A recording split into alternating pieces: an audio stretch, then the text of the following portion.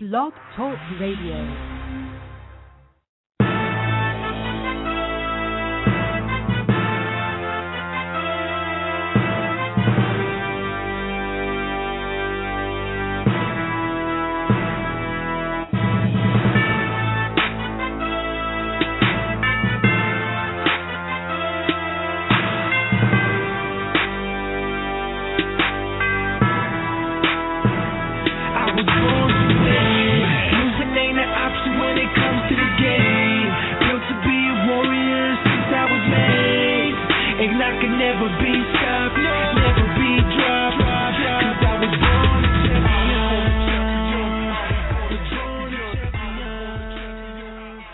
Welcome back to Real Combat Media Boxing Radio. This is episode 31. I'm your host, Christy Rosario, here in Los Angeles, California, and it's 82 degrees today. It's so hot.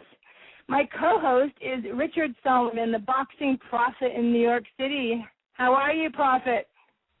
I'm good, and oddly enough, it's pretty warm in New York. Very unseasonable weather. It was in the early 70s today. I couldn't understand why in October it's 70 degrees outside in New York. It's crazy hot here. All right, so we have also our media panel host today is the ever-popular host of the Left Hook Lounge, Vivek Wallace in Florida. Are you there, Vivek? Okay, I can't hear him. He just disappeared on us, so hopefully we'll get him back. Live callers, 347-324-5998.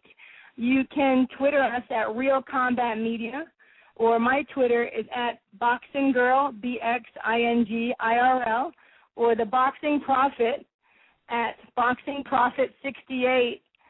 And we are on Facebook, of course, at Real Combat Media in the search bar. Our topics for this episode are Bradley versus Marquez and Salido versus Cruz recaps.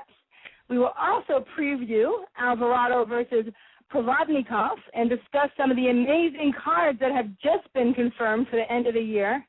And later in the show, we will be talking to WBC Super Bantamweight champion Alicia Ashley. But up first, we have WBO light welterweight champion Mike Mile High Alvarado. How you doing, Mike? I'm doing good. Just ready for fall, ready for this fight. We're in fight week now, so I'm zoning in on this fight. I bet. You just had a media workout, didn't you? Yeah, I did. It went well. It was a good little turnout. Had a great session. Had a full boxing session. Usually there's other fighters that are on the interviews, but this is all about me out here for this show. So it was good. I had good interviews and a good workout, so it went good. That's exciting because you are from that area. Yes, definitely. Do you hear that sound? Something was like backfiring there. Okay, there we go. This is your town, so you have family and friends and fans, and that must be exciting. Yes. Yes? Oh, I say I'm sorry. It's very, Did you fall asleep on me, Mike? I know you must be tired. No. I was kind of a little staticky. Yeah, I heard that. It was staticky. No, I don't know. It's a pleasure, that Top Rank and HBO, they allowed me to bring the fight home and defend my world title here in my hometown city. So it's an honor. It's a good feeling, to know that I can perform in front of my hometown, in front of all the people that support me, that have their hearts in there with me. So it's a good feeling. I'm very excited about it. Yeah, I was on the conference call for the media conference, and you had said that Bob Arum had promised you that you would be back in your hometown, and that's great. He kept the promise. And it was a funny conference though, Mike, when Bob Arum started getting mad. And then you started getting mad. He did. He said, what did he say? He said, they're asking the same question over and over again. Same damn questions. He's like, let's wrap this up, man. It's going to be the same answer. You guys are just rewording it differently. I know. God, I was glad that I was thinking, oh, my God, I want to ask a question. And then when he said that, I was like, oh, my God. And then he said, the one guy asked like 6 questions, and I think he was ready to hang up on him. It was funny. Yeah, it was good. He was like, around. I'm done. But, yeah, it was good. I mean, we've got to hear both sides of how camp's doing and what we expect, how the fight to go, and how we prepare for it, and then that big fight that just passed, the Bradley and Marquez. That was what did you think of that one? What did you think? Did you think Bradley won? Bradley did well. He fought that fight the way he needed to. He made Marquez starting to look his age. It looked like that boxing was catching up to him now. It made him look. So you thought that Marquez... He fought the way he should have fought Provodnikov. That's the way he should have stood. That's the way he should have fought Ruslan, because he would have never gotten those situations. He would have never been in trouble like the way he was. But against Provodnikov, every fight's different. Everybody has a different approach in that ring. So yeah, you know how they say styles make fights, right, Mike? Definitely. Yes, that's true. Styles make fights. So you felt that like Bradley won hands down when you watched the fight, or did you think Marquez? It was pretty close, because I know it was a split decision. It was split. Bradley won that fight clearly. He was the winner that night. He pretty froze up. He did what he had to do to not get in that fight with Marquez. He boxed the way he needed to. He moved. He didn't get caught in those firefights, and that's what was the outcome. That was what he overcome, and the adjustments he made was what he needed to do to win that fight. He did it. So.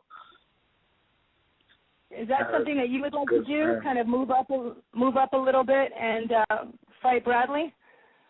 Oh, definitely. I mean, when I beat Ruslan, that fight would be out there. The Pacquiao and Rios. Me and Rios is already destined for another rematch for a trilogy fight.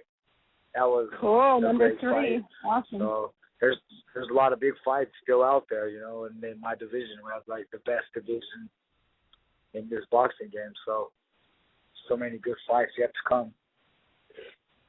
Well, what did you think, though, as far as when you were, fighting Rios for the first time? Did you think that they stopped it prematurely? Yeah, I felt that way. I was pretty disappointed, that he didn't allow me to at least fight back and try to at least show some heart, And then it's like he made up for that, and by letting Bradley fight through, he was in worse condition than I was when he fought Provodnikov, and I was kind of disappointed about that. He could have let me, but it is what it is. I mean, I'm past it. I put it behind me. The ref, he's trying to do his job, but hey, I redeemed myself. I redeemed myself that second fight, Rios. I redeemed myself when it mattered most. So you did. So you are actually. We should tell everyone your record. Not that they don't know, but you've won 34. You redeemed yourself for your one loss. You have 23 KOs. So you're sitting in a really good place right now. Really good place. It's been a really long road. It's been a great experience. So I'm happy where I'm at. I know you were a wrestler, and I wanted to ask you about wrestling. Has that helped you at all in the boxing, or is it just? I tried wrestling definitely. too. Yeah. You have to go to MMA.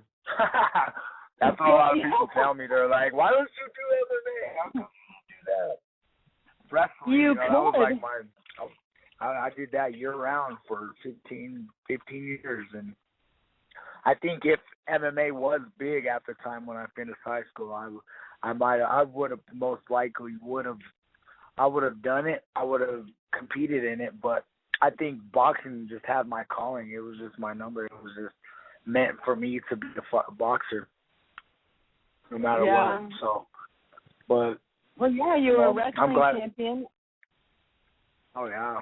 Definitely. That was my background. I mean, that helped out a lot. I mean, it installed that hard work ethic in me and that discipline, that mental discipline, and getting used to performing in front of big crowds, and it helps me on them big stages and this big stage here in my hometown. I'm not going to let the crowd overwhelm me, you know. And just I'm seasoned in this boxing game, so I know how to deal with these kind of opportunities. And you were used to making weight. And we know wrestlers have to make weight big time, so you were used to that by the time you got to boxing. Yeah, I learned all the ins and outs about how to cut weight, the good way and the bad way. So it's been a long experience. You know, I've been weighing on a scale since I was like 5 years old. So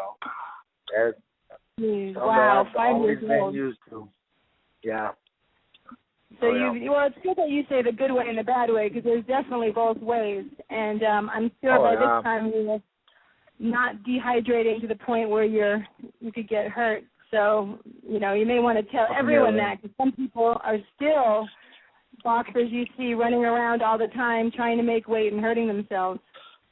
Yeah, it all comes down to that nutrition, you know, how they treat their body and what they eat leading up to the fight. You know, there's always a good program to go by for your nutrition. So you stick to that. You stick to a good program. The fight, the weigh-ins will be a lot easier than having to kill yourself to make weight. Oh yeah. And do you cook for yourself, or you have someone that prepares your meals getting ready for the fight?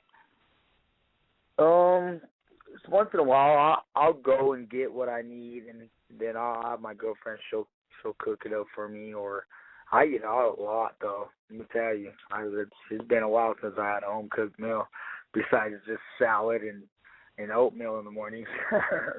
Yeah. So, I know that. So you're not driving through In-N-Out Burger and getting a double with cheese before your fight? No.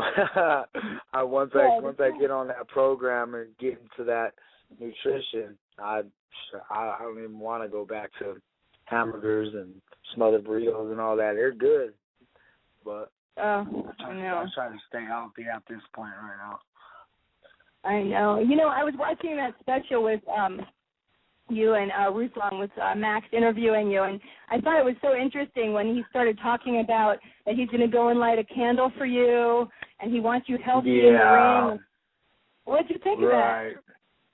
I don't know. You know, that's kind of hyping it up a little bit more. People kind of take it in a negative way, like if he was, you know, applying that he was going to hurt me or something, or I was going to get hurt. But I don't know. I had a good camp. So. I had a healthy camp, so. I know. You have my friend over there with you. Mike, you have Rudy Hernandez over there. Rudy Hernandez? That's my man right there. Yes, I've known Rudy for many years. He's the man with the plan. He's the man with the plan. And he always has that little thing in his mouth, his little... his toothpick. His toothpick. Yeah. Always has a toothpick. I know. I was watching him with, you know, when he was over there in Russia recently. He still had his toothpick. I think you should just steal his toothpicks and see what he does. He probably goes crazy. No, frame it and be like, this is the toothpick of Rudy Hernandez. Oh, my God. Have him sign it for you. He's so funny. Has he been helping you a lot back over there? Oh, definitely. He's the one that helped me overcome and helped me make these adjustments. He's a huge asset to our team. So, I mean, it's a blessing just to have Rudy on our team and him coming out here and staying out here with us in camp.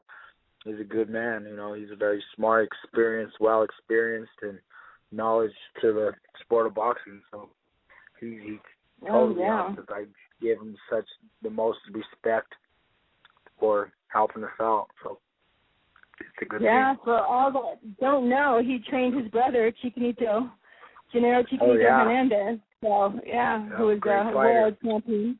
Great fighter. That's awesome. You know, I want to ask you, Mike, on on the same subject as with Ruslan. So with Ruslan, do you seem more mentally tough?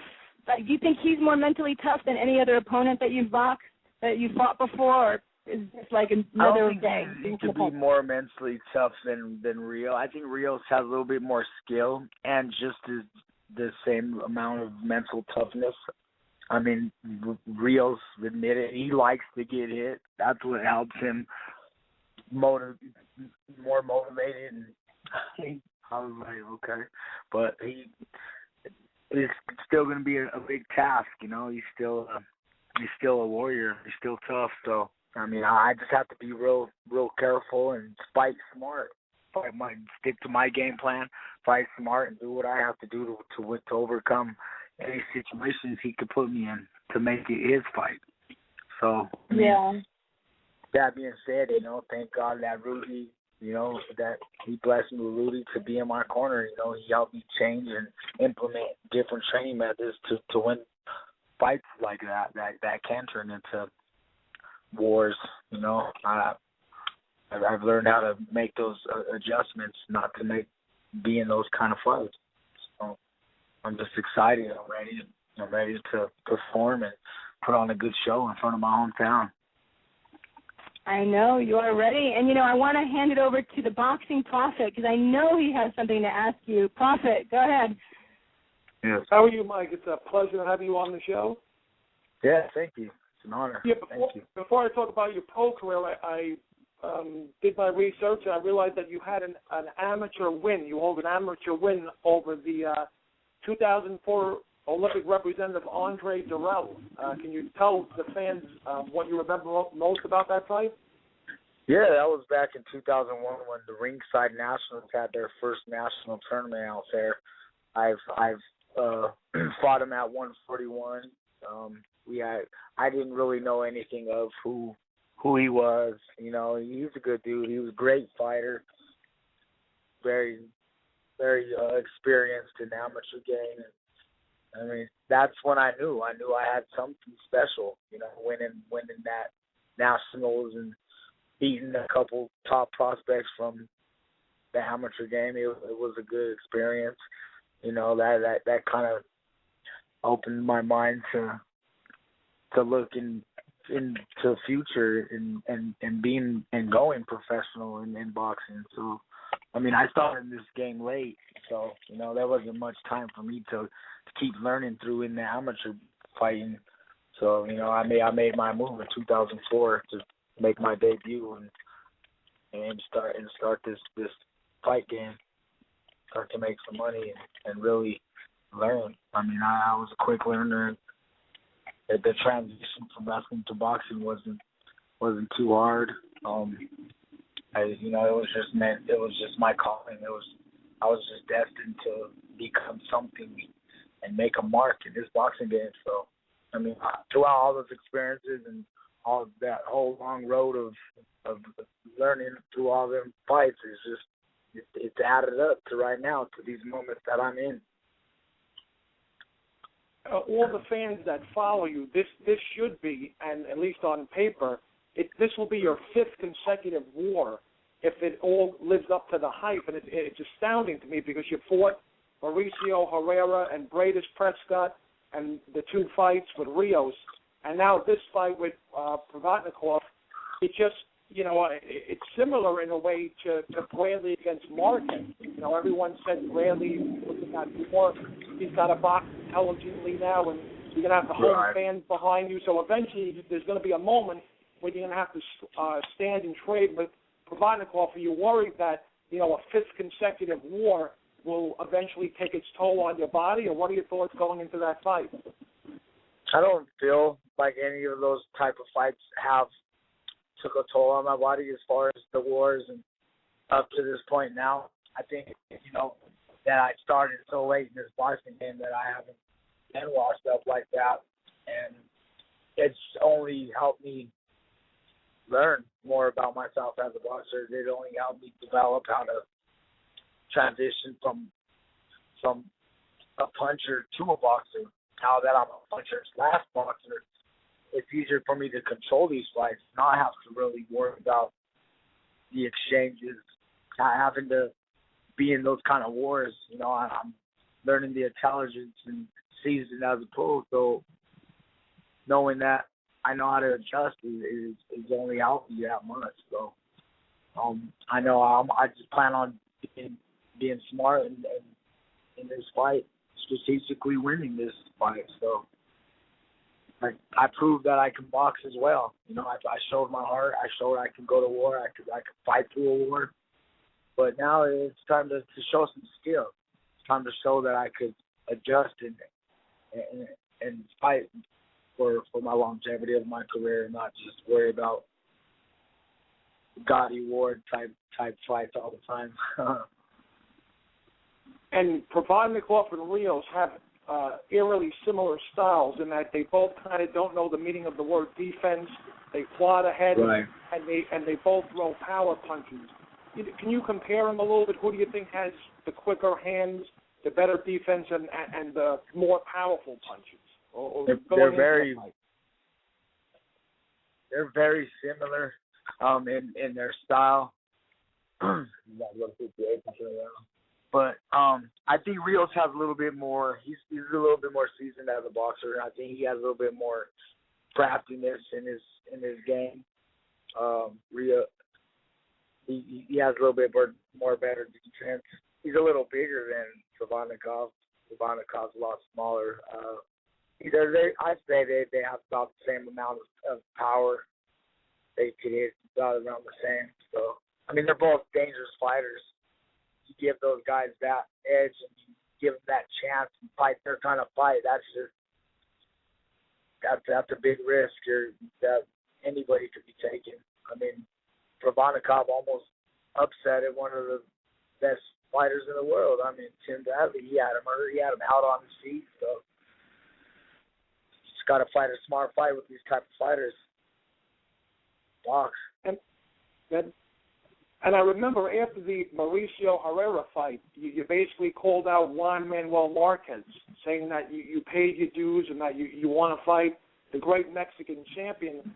Do you think if you have like a career-defining win against Provodnikov, whether you knock him out or beat him decisively by a decision, you know, all the top dogs like Bradley and Marquez or possibly even Mayweather would give you a call for a fight that would really define your legacy, so to speak?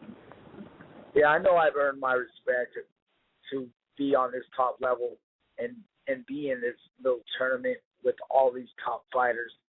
I know I've earned the respect to fight the winner of me and Rios are destined.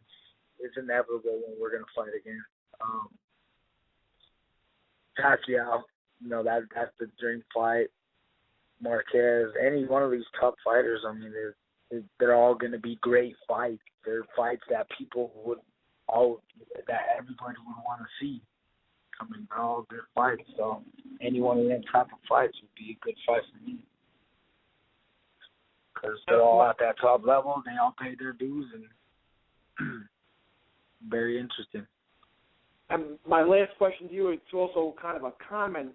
Since Peyton Manning came into town, and he's sort of ruling Denver now, breaking all sorts of records. Do you think that he's taking a little bit of luster away from, Denver's favorite other son, Mike Alvarado? You think maybe you're gonna have to go in there and rough up Provodnikov? Not at all. No, that's good, man. I mean, he's repping where I'm from. He's repping my Denver Broncos. I mean, I give it to him too, and I'll be in there with all orange and blue on. The whole arena's gonna be in there wearing orange and blue, and it's gonna be good. So I mean, that just adds to the motivation to my torch. So I mean, that just brings more fire to this fight. I'm glad that these Broncos are doing good. I'm glad we have Hall of Famers running our team and doing what he has to do to make us unstoppable. So it gives me that much. It gives me more motivation. It gives me more. So it's good. All right, Mike. I want to give Vivek Wallace, he's from the Left Hook Lounge, give him a chance to ask you some questions. Vivek, you're up. Hey, Mike. For starters, I just want to say great to have you on. We've crossed paths in the boxing world a couple of times. Never had a chance to corner you off and really ask any questions, but I definitely want to thank you. Now that I have that platform, just want to ask two really quick questions. You're talking a little bit earlier about the toll it takes, and to have those type of wars, and you're like a king at it now. Some of the guys you fought, you have another one coming up.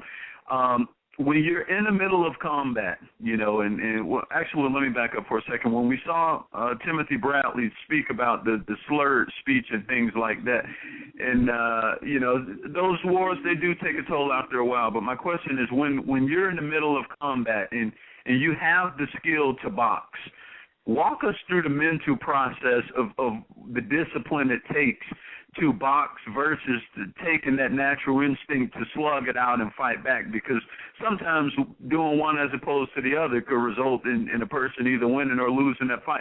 But as a fighter, walk us through the mental element of being in the heat of battle and knowing that you need to use skill, but at the same time wanting to fight back. Like, what is that like in front of 10, 15,000 people? It's deep. I mean, you get put in those positions, and it comes from your preparation up and training for them type of situations. So if you prepare for it and you develop your skills and you implement them into those fights, it's on that person to mentally stay focused and get through those type of situations, to not give in and not be lured into those kind of fights, into that type of style. I mean, that first Rios fight, I was pretty much lured into it, although because of not having that kind of preparation for that type of style. I mean, I've had the type of skills, I've had the agility to adjust and to make the fight go easier my way and not have to make it a war all the time. So that's why that second fight was a lot easier for me, and I could have controlled the pace. I frustrated Brandon. He was looking for a way to get to me, and I kept to my word. I kept to my guns, and I fought the way I needed to fight to win. And it's all about preparation. Exactly. I remember going into that second fight, I predicted you as the winner because I felt your skills. It was never a question with me relative to skills. It was more discipline. Would you be able to avoid being coaxed into that? Because Rios is one of those type of fighters. He wants to keep an opponent in that element because that's his game. But when you were able to break that trend, I think that's when things got a lot easier against you. But the only other question I wanted to ask before we let you run is that, when we look at the fact that you did defeat Rios, yet, it was Rios who landed the shot at Pacquiao and Bradley who landed the shot with Marquez. Yet I think myself, speaking on the no longer so silent majority, probably feels that you would beat any of those guys or at least give them a good enough run to make a good account for yourself. But in the event that you defeat Provodnikov Saturday night, how vocal can we expect you to be in terms of what you want next? Or I guess the better thing I should ask is, what exactly do you want next when you see the way things have unfolded recently in the sport in your division? I know this win Saturday would only catapult me to fight one of the best that is out there, and that's the winner of Pacquiao. He should win that fight. Bradley, top fighter, all the top athletes, all the top fighters that are out there. So, I mean, this fight is only going to skyrocket me to the best fights out there. So I know I just got to take care of business Saturday and do what I have to do to get to that point. So keeping this focus and maintaining my game plan is my key, and my goal is just to win this fight and get through this. This is what I'm focused on, and I know them fights are going to be there. They're going to come, and they'll be right there. So I'm ready for it. Just excited for this weekend and ready to do what I have to do. Yeah, well, that well, sounds Mike, good. Well, you definitely have our support, and thank you again. Definitely. Yeah, Right Mike, it's been really great having you on, and we're going to be talking about the fight as well at the end of the show, and we will all be watching you. So good luck and do what you know how to do. Thank you so much for coming on. I sure will. Okay, it was a pleasure. Right. Thank you guys. You guys have a good day. Wonderful. Have a good day. Okay. Take care. Bye. You too. You guys, we're going to go to a commercial. We're going to come back with Alicia Ashley in just about a minute and 32 seconds. This is Real Combat Media Radio. Check us out at realcombatmedia.com. While you're there, check out the Feed the Poor link on the bottom of every article, and you can send a donation if you're interested. That is, once again, on the bottom of every article as well as on the top of the website. If you are an MMA, boxing, or fitness business and interested in sponsoring our website or radio podcast, send us an email. Advertising at realcombatmedia.com. Once again, that is advertising at realcombatmedia.com. Make sure to check out the Real Combat Media MMA and boxing store at the top of the menu at realcombatmedia.com. We carry a collection of products. We have the Cardio Mask, which is excellent for all fighters, endurance athletes, and serious fitness enthusiasts.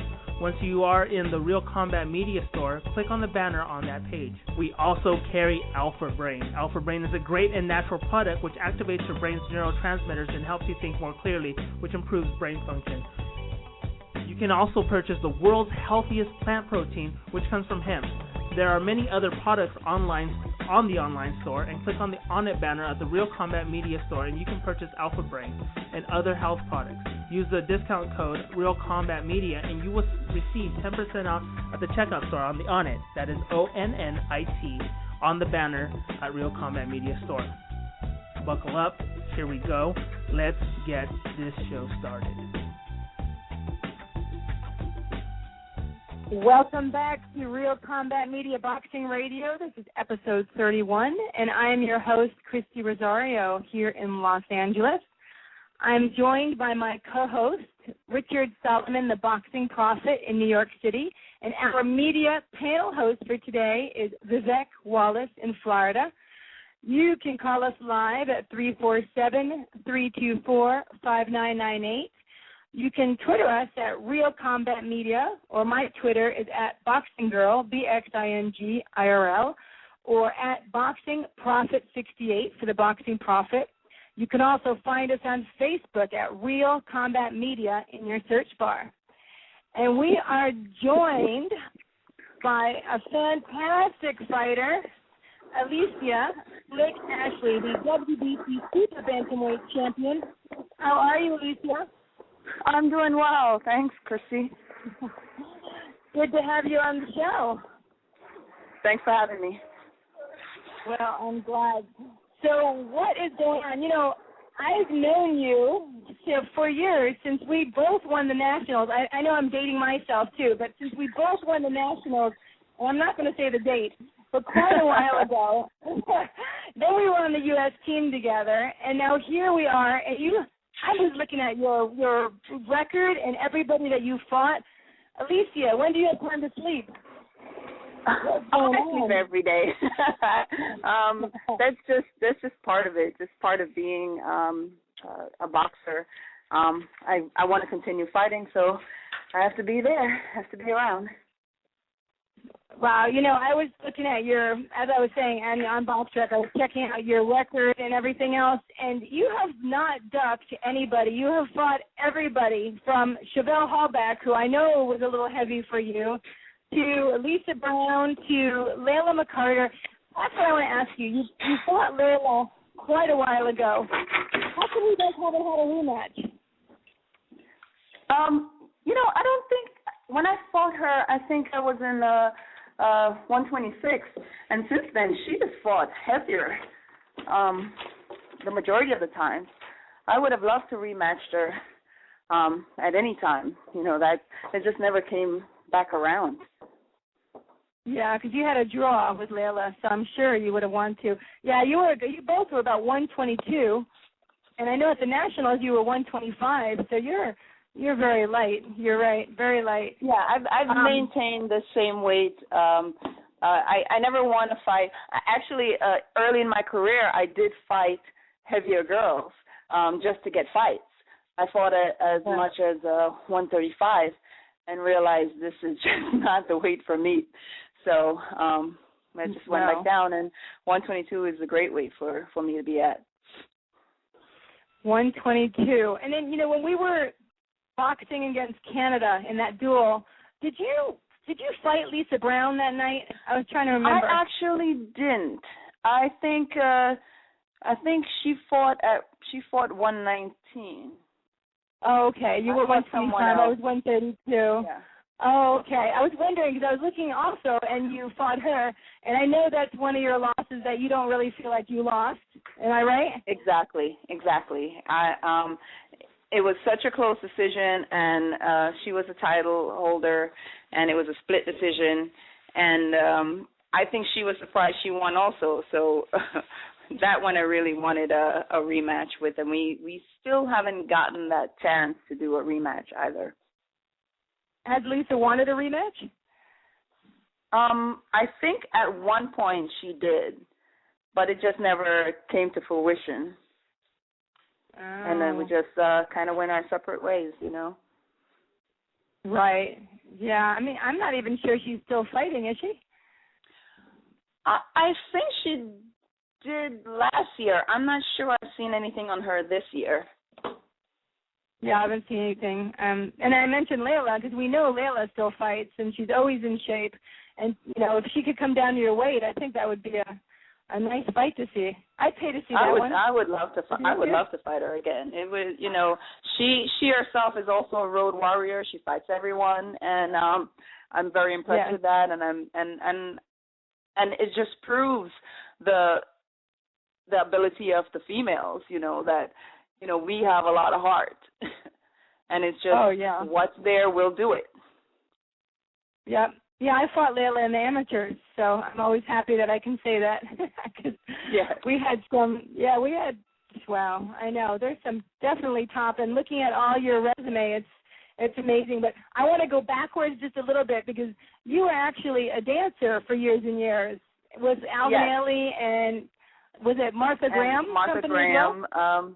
I was a scholarship student at both. I never got into the company. I wish I did. But I danced at a small contemporary dance company before I injured my knee, which is when my dance career ended. But I was dancing from age 6 to 21. Age 6, wow. Yeah, I know your dad, wasn't he your choreographer and teacher? Yes. My dad actually is still a teacher. He still dances. That's awesome. Well, it's funny because my mom's in New York, and she's also a dancer and choreographer, so I can totally relate. And she tries still, but her knees bother her a little bit now, unfortunately. But, Alvin Ailey is one of my favorite companies, so that's really cool, I think. And, and I heard you mention once that you've taken your dancing and kind of your performance and brought it into the ring. Can you elaborate on that? Yeah, every time I box, for me, it's a performance. It's not a fight. For me, it's a performance. I'm giving an audience a show, and I always consider myself the prima ballerina, and the opponent, just my backup. So the show is always me, and I'm always going to put on a good show. Well, yeah, and you're being nice now. I heard before you said it, you're like, yeah, they're the background, and I'm trying to make them look bad. You remember that? Yes, I still say that. Okay, you're just trying. You don't have to be nice here. You can say whatever you want. There's tons of people listening, but nobody, they don't mind if you just kind of, you're real. And there's now no judgment, right? No judgment, of course. And you train at the famous Gleason's gym, which is totally cool, I think, when I think of Gleason's, How's that? It's great. I love the atmosphere there. There's just so many characters. And it's really nice being with a lot of what we call true boxers that are still competing, that are, you have so many amateurs out of there, and you have a lot of pros that just come through, and always want to train there. So you do get that atmosphere at that gym. And they cut you down. They cut you down a level really fast too. Oh, they do. So so there's no sugarcoating it for you then. Yeah, you just can't get your that brain, that head swallowed too much. You come in, you're like, oh yeah, I'm a world champion now, and they're like, yeah, okay, so is he. It's like, okay. Oh, I know. Gosh, Galicians. And now, is your brother still training you? I train primarily with Hector Roca. Oh, okay. I remember meeting. Now, is it Devin or Devon, your brother? How do you pronounce his name? Devin. Okay. Well, yeah, I remember meeting Devin with you, and what a nice guy. Is he doing well? He is doing well. He also is taking over training Heather Hardy, who she's an up and coming in the 122 division also. So she's won the nationals and the Golden Glove. So she's really into boxing. So, well, I don't understand. Why aren't you training with him and you're training with Hector? Is there something juicy you can tell us here, or what's going on? Sibling rivalry at one point just gets to where you start butting heads. I mean, he's my oldest brother, and he's 9 years older than I, and it was okay in the beginning, but then after a while, it's just like, okay, it just became, we just started butting heads, so it was like, yeah, okay, he actually passed me on to Hector for a little while, and it just meshed, so I continued. I mean, Hector's not an easy person to train with either, but it's harder to get on his case. So is Hector, did he try and change your style, or was he kind of just... Not at all. Not at all. He works with my style. He really loves my movement and the slickness that I have, and he really works with that. Well, that's good. That's good. I want to see something. I think we have a caller. I'm curious if they want to ask you a question. Let's just see here. Hi, who's calling? This is Christy on Real Combat Media Boxing Radio. Hello? I think people just like to come on sometimes and just listen, like they want to hear your voice close up without actually saying anything. So, that's, it sounds like it's going well, and you're training all the time and working hard. Yes, and I'm also a trainer out of the gym, so I'm always in Gleason's because of that. That's right. You were training Camille, I believe, right? Camille? Yes. And yes. How many? I trained a bunch of amateurs before, and Camille for me was my greatest accomplishment. She had, she won the gloves. She got ranked number 2 nationally. So it was really good, and she was really competitive. So I really enjoyed training her. She has moved on since, but so I'm just still training. That's awesome. And, I want to ask you, though, it looks like a year after you had your pro debut, you fought Laura Serrano, which fantastic fighter. I mean, I don't think she has gotten the dues that she deserves, one of the best fighters that I've seen. What did that feel like, fighting her just a year after you? And what was going through your mind to fight her a year after you just turned pro? It's funny because I was not starstruck, and as you said, she didn't get her due. So at that point, I just knew, okay, this girl is a world champion. I'm doing an 8-rounder. So I wasn't at that point going, oh, my gosh, this is a fabulous fighter, until I finished fighting her. And then I said, wow, she was a great fighter. So at that point, I was naive to say. But I think she was one of the best fights ever. And I was not as competitive. I didn't feel, a fight for her, and but I was in awe after fighting her. Oh yeah, I mean, wow, she was definitely seasoned by that time, and I mean now you have 29 fights, but before, I can't believe it. But that's good. You got in there, and I think it's better that you didn't really know much about her, because you could just go in there and fight without, like you said, you didn't have to be in awe of her, which would have been a bummer. So, right, exactly. Because I think a lot of people psych themselves out before going in the ring with the resume of the other fighter. Yes, and that's true. And then you were talking about, you mentioned, I heard you mention, not today, but I've heard you mention before, Chevelle Hallback.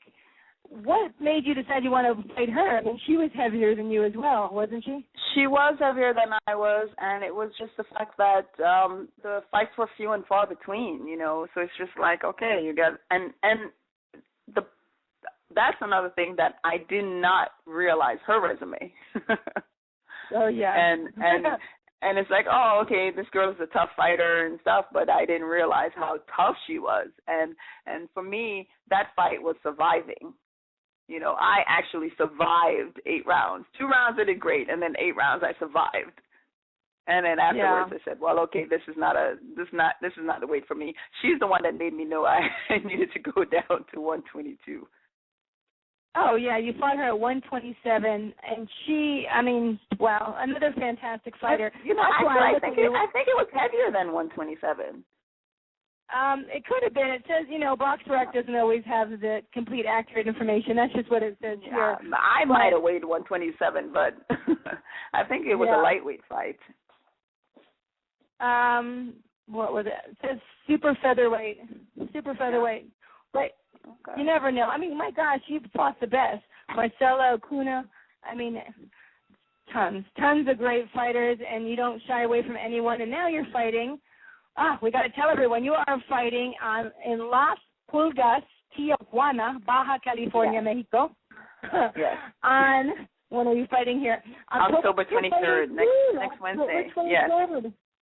For the WBC Female Super Bantamweight title against Zeni Sotomayor. Yes. So Zeni doesn't look like she has quite as much experience as you. But what do you think? What do you have to do to beat Zeni? Well, you know, I think it's what she has to do to beat me. Okay. Because I hate to say that that in the 29 fights that I've had, I think the majority of the fights that at least half of the fighters that I've had has been her style, which are the typical, they come forward, they try to bully you, and that's her style. And that actually works very well for me because they're actually coming to me, and I will counter, punch, and move, and so. But I don't think she has ever met up with anyone that's my style. No, and you're a southpaw, so that's always tricky for some of these orthodox fighters as well. Yes. No, I'm sure she's never met anyone like you. And, she started her pro debut in 2007, and you definitely have a lot more experience than her. But, I think it'll be fantastic. I think the one thing that people always say, the younger fighters, is that, they're going to retire me. And I say, don't let my age fool you. Yes, I'm older than you, but exactly the experience that I have is really going to help me out. So don't think that I'm going in there and you're definitely not going to wear me out because I've fought so many rounds. It's not that I've gone in and done a lot of stoppages. I actually only have one stop on my, on my record, 1 KO, and that was in the 7th round. That wasn't even an early round. So all my fights have gone the distance. So you're not going to wear me down. So you have to figure something else out. Well, I don't see any stoppages. Oh, no, I know. I just get better with age anyways, too. I mean, that's why it's so silly when they say that. Well, she has something coming. And, now and then I hear your accent, Alicia, and we just have to tell everyone that you are originally from Jamaica, right? Jamaica, you were born in Jamaica? I was born in Jamaica. I've been living in New York City for a long time, but I still wear the Jamaican flag as my for my boxing outfit. Oh, okay. I'm very proud to be Jamaican. Very proud. Very cool. Well, let me get the Boxing Prophet because I know he wants to ask questions. Boxing Prophet, go ahead. How are you, Alicia? It's a pleasure to have you on the show. Thank you. I'm good. Now, He's a Southern fellow New Yorker right there. Yes, as a matter of fact, I think we could be neighbors. I think my research value, is it true that you're currently residing in Westbury, New York? I was at one point. Now I'm back in Brooklyn. I live in Bed-Stuy. I got you, because I live in Westbury, so I thought maybe we could do lunch. Maybe I'll take you out. Always do lunch. But you moved back to Brooklyn, and that's where I got my boxing profit role, by the way, at Gleason's Gym in Brooklyn. Oh, great. So you might have to come back on the show and wear my robe one of these days. I'll try. But I was looking at your record, and to me, I've been following boxing since the early '80s, and a common theme are sometimes the incompetent judges or the politically non-correct judges. Because I saw that you've had 4 split decision losses and 1 majority decision loss, and in the back of your mind, did you ever think, oh, my God, I'm going to have to knock out this girl because otherwise they're going to give her the decision? And does it get frustrating? Does it get inside your head mentally, knowing that you're leaving the fight in the hands of the judges? Well, the thing about it is that I know I don't have that knockout punch. I'm a boxer. If the knockout comes, then it's great. So I can't go in there trying to knock a person out because that's going to change my fight completely, which will actually let me get hit more. So it generally ends up in the hands of the judges, and a lot of times we're very surprised that that's what's happened, And if you look at those split decision losses and stuff, they're all in hostile territory. Right, and I think it's a great comparison. A lot of boxing fans refer to you as the female Bernard Hopkins because how do you take kindly to that compliment, or how do you respond to the fans? I do. I actually say that myself. I do take pride in that that I have longevity in this sport and that I can continue to do it for a couple of years if I wanted to, because I've never been knocked down. I've never been knocked out. I haven't come out the ring in hurt in any way. I mean, most of the times people see me in the audience afterwards and was surprised that I was the one that was fighting. So having that longevity in the sport, I'm very proud of that, yes. And do you think recently Bernard Hopkins has gone on social media saying that he would be, I think we discussed this briefly on the show last week, that he would be willing to go down to 160 and fight Floyd Mayweather? Do you think that's Bernard? Are you taking him seriously, or do you think Bernard's just being silly? I think that's a little silliness. I really like Bernard, but I don't think that he could beat Mayweather, and I don't know how interesting a fight it would be. I think the 24/7s would sell themselves. When I first heard that, I said this is nonsense. Mayweather has such a great advantage in hand speed, but you take a look at Hopkins' resume and his ring IQ and the way he frustrates opponents with, his dirty tactics and his excessive holding and his mind games.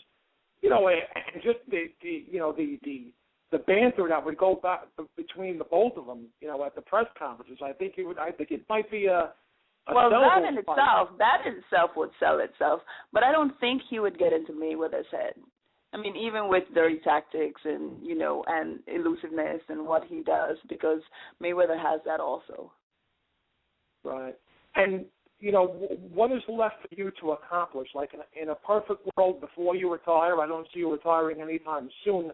But what would you like to do in your last couple of fights before you retire?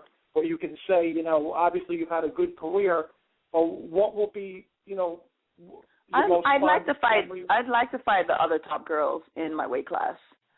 You have the Alicia West. You have a lot of girls in 122 that also have titles, and I really would. There was one point where you used to be able to unify titles.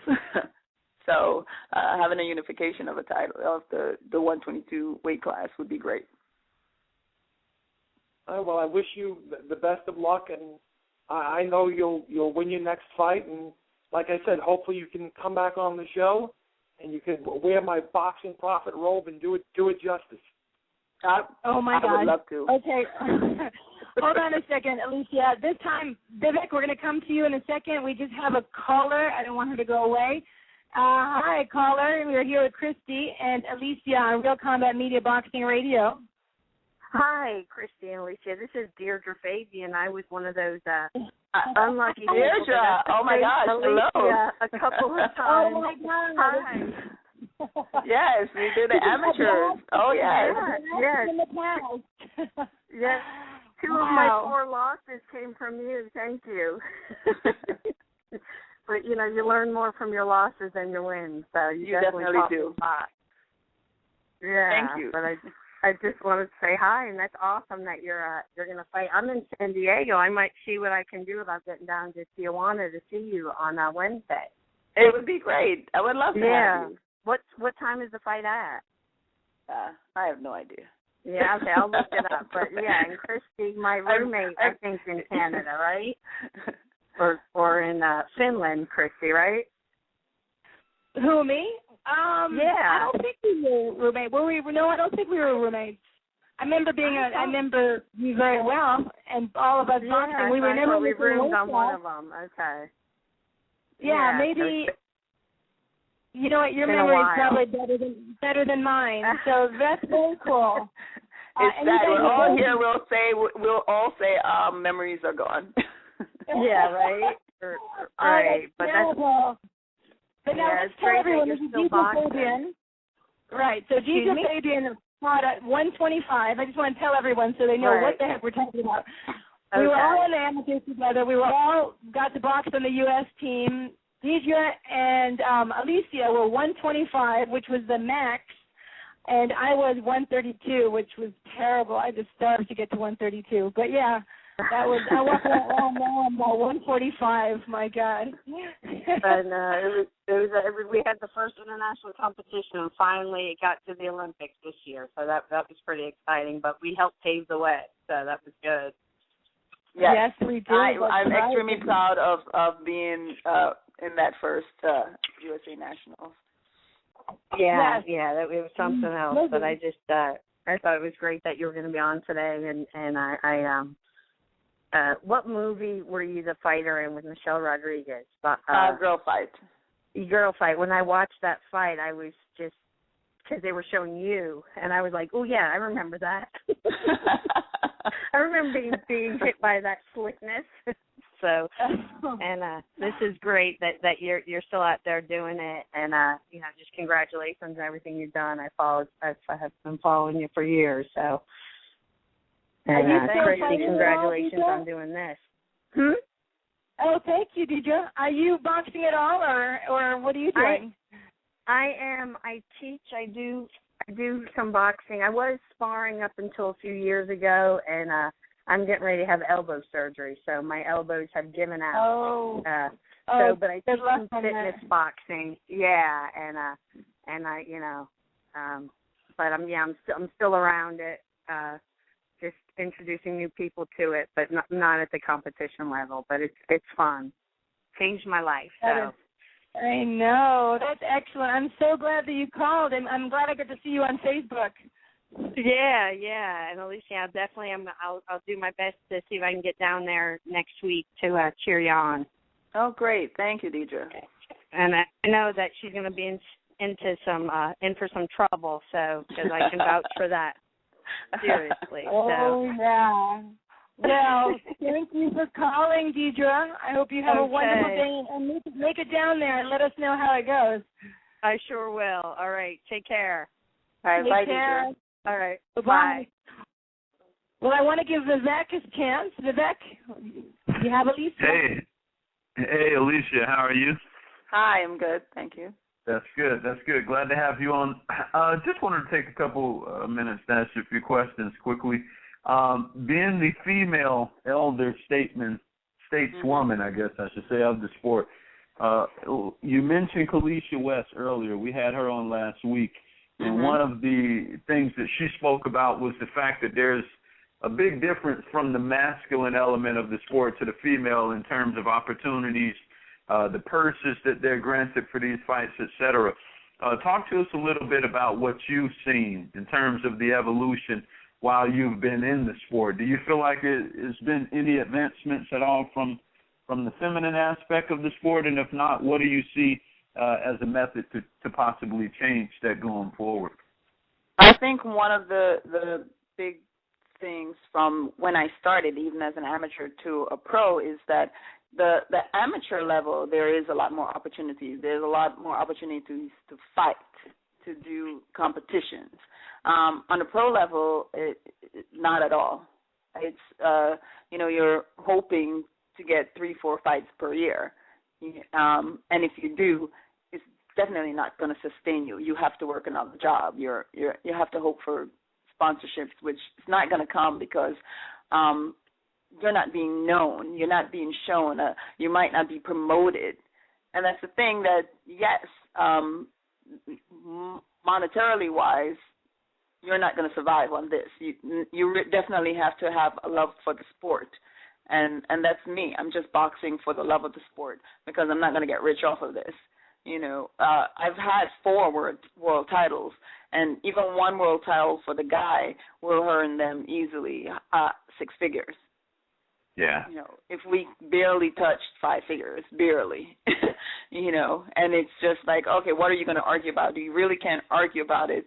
You try, but with the other women in the sport that are willing to take the low purses, there's not much you can do about it. There's not much change you can make because if you say no, somebody else is going to take it. The one nice thing I do like about this fight that I'm doing in Mexico is the fact that they do support the female fights. This is an all-female card that I'm headlining. So it's great, and it's going to be shown on television. That's the difference that's going on in other parts of the world that's not going on here in the USA. And, what female fight have you seen recently on television? None, not in a long time. And it might be a footnote, So I'm trying to fight. I'm hoping to get a fight at the Barclays and, right here in Brooklyn, and because I'm a Brooklyn girl. They're doing all the Brooklyn guys and stuff, but, even then, most likely they're not going to show my fight on television. So it's to get on the that big undercard thing, right? And just to get on an undercard is a major problem. I know. And so the main thing is that they're not standing behind the women, and our fights are very exciting. Most of the times it's fight of the night. They're very exciting fights. So, one last. I'm sorry. Go ahead. I was just going to say I'd like to see you on the undercard of the Balanaji judo fight coming up. In December. That would be nice to see. I'd like you to be the main event, of course, but we can start with the undercard up there. So go ahead. Exactly. Yeah, no, what I was going to point out, too, I think one of the things that no one talks about, and this is something I don't know if it ever really changes or if it should, but the sport is typically geared towards the knockout. Everyone wants to see the knockout, and that's why, you have so many people, you look in a pound-for-pound list, it's more about ability to put cheeks in seats than it is, actual skill. I'm a fundamentalist. I like looking at Floyd Mayweather dissect his opponent, or Bernard Hopkins, or Guillermo Rigondeaux, whatever. And I think with women, you actually get a lot more of that skill, but that's not what the sport sells to the public. The sport tries to sell the knockout element, and I think that's one of the things that until they put more support behind the craft of the sweet science itself as opposed to the star power knockouts and stuff, I think that's one of the things that directly also attributes to the women not getting the same level of opportunities. Would you agree with that, though? I do agree with that somewhat. But with the women fights being, 10 rounds and 2-minute rounds, the women have to do a lot more, and they have to be more exciting. So there actually are a little bit more opportunities for, if not knockouts, knockdowns. And even though we try to be more technical in the fights, you still get that, it's just so much more that has to be put in that 2 minutes. And as I say, the support for me in the USA is different from the sports when I go to, when I went to Panama, my last fight was in Panama, that was televised. My fights in Mexico, that's televised. My fight in Argentina, that's televised, and we're the main event. So for me, it's also here that the fact that they're not putting that support behind us and not willing to at least show a female fight, even an undercard.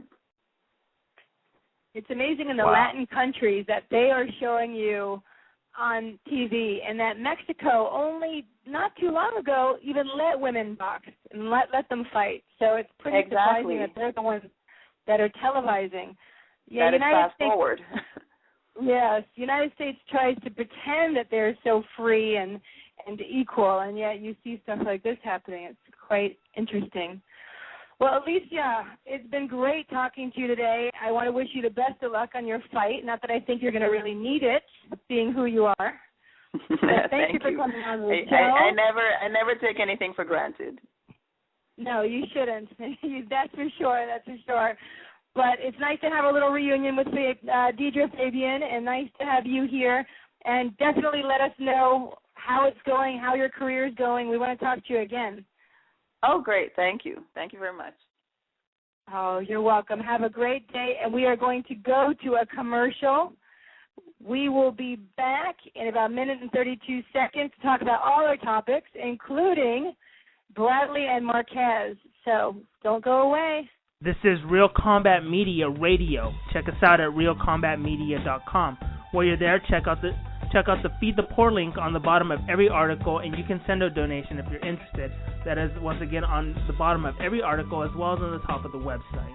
If you are an MMA, boxing, or fitness business and interested in sponsoring our website or radio podcast, send us an email. Advertising at realcombatmedia.com. Once again, that is advertising at realcombatmedia.com. Make sure to check out the Real Combat Media MMA and boxing store at the top of the menu at realcombatmedia.com. We carry a collection of products. We have the Cardio Mask, which is excellent for all fighters, endurance athletes, and serious fitness enthusiasts. Once you are in the Real Combat Media store, click on the banner on that page. We also carry Alpha Brain. Alpha Brain is a great and natural product which activates your brain's neurotransmitters and helps you think more clearly, which improves brain function. You can also purchase the world's healthiest plant protein, which comes from hemp. There are many other products online on the online store, and click on the On It banner at the Real Combat Media store, and you can purchase Alpha Brain and other health products. Use the discount code Real Combat Media, and you will receive 10% off at the checkout store on the On It. That is ONNIT on the banner at Real Combat Media store. Buckle up. Here we go. Let's get this show started.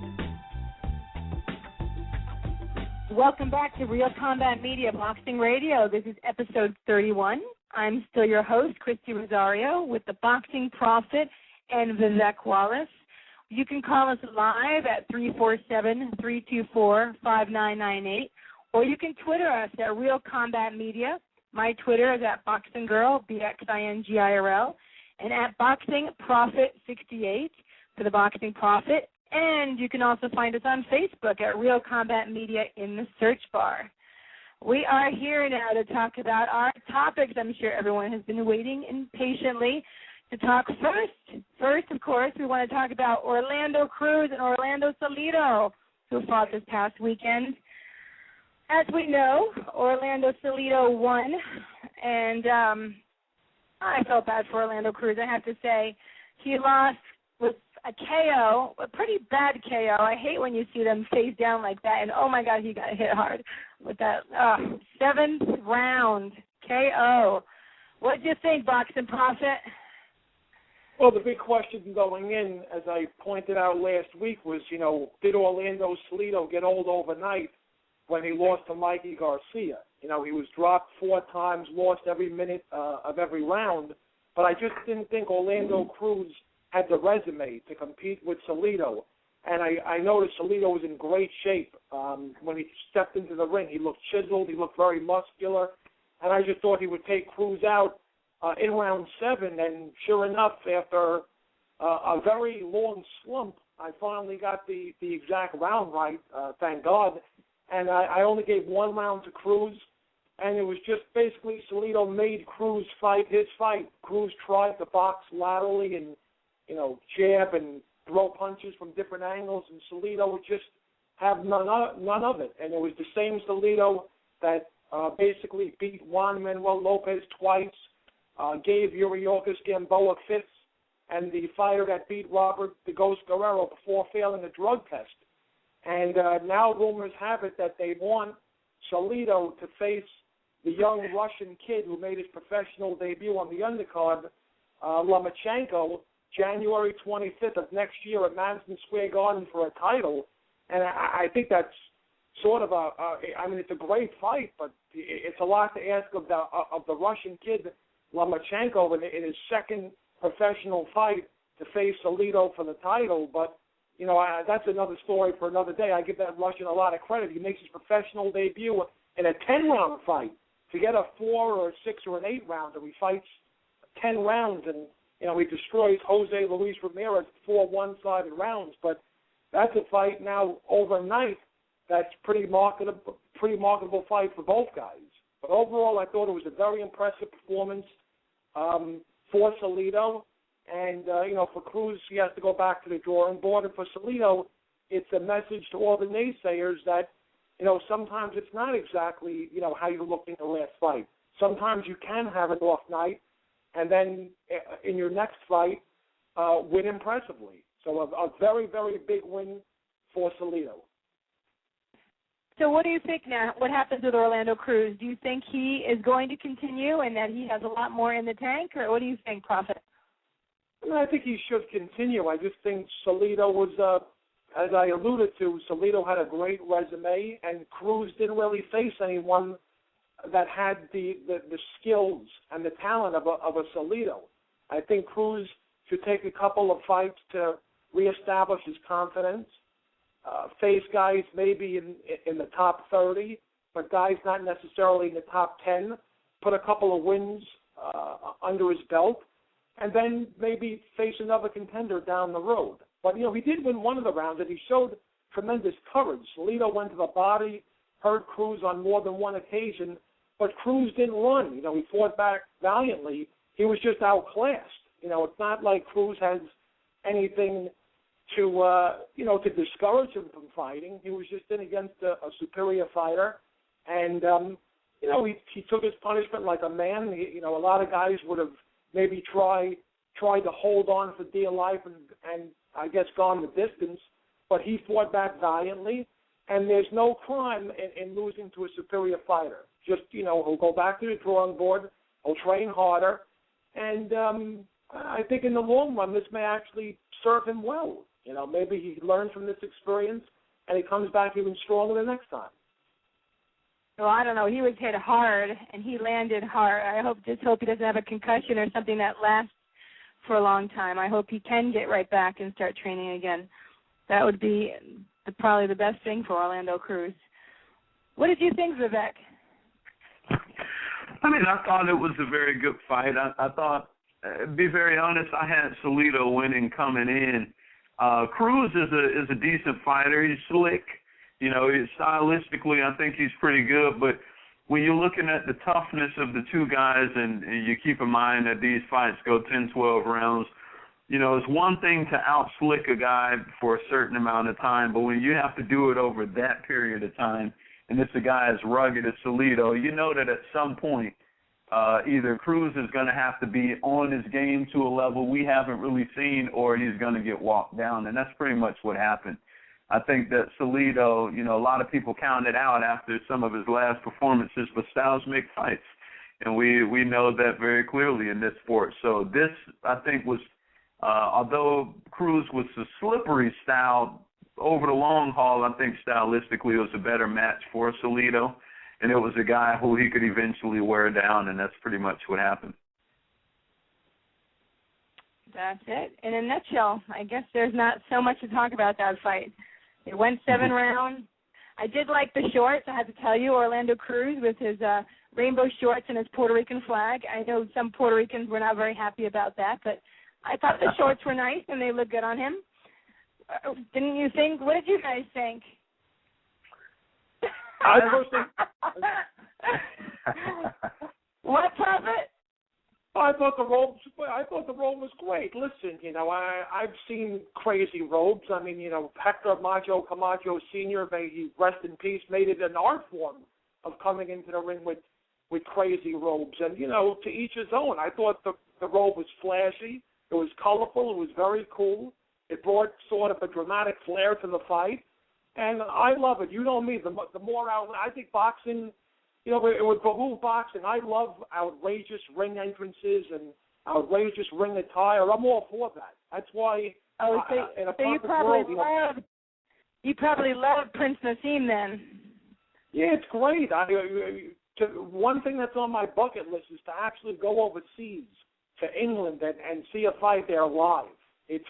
What goes on there is tremendous. I see it on TV.